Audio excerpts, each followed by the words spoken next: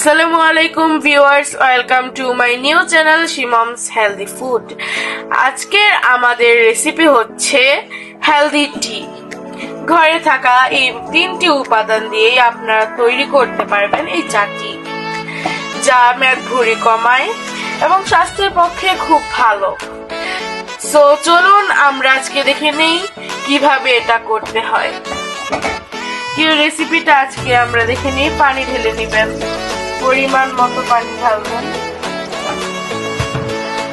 এবং এখানে রয়েছে হচ্ছে দারচিনি, আদা এন্ড হচ্ছে তেজপাতা।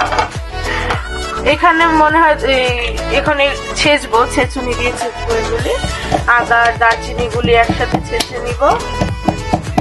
তো ভালো করে ছেঁচবেন যাতে আদার রসটা একটু বের হয়। এন্ড যদি বেশি একটা রস না বের হয় তাহলে হালকা আপনারা চাইলে একটু পানিও নিয়ে দিতে পারেন।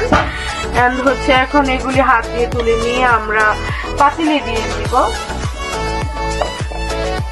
তো এখন হচ্ছে এলাচি।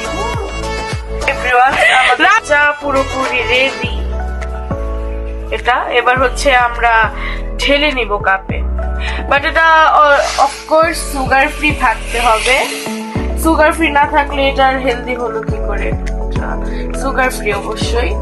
আমরা ঢেলে নেব একটু ছাঁকুনি দিয়ে ছেঁকে।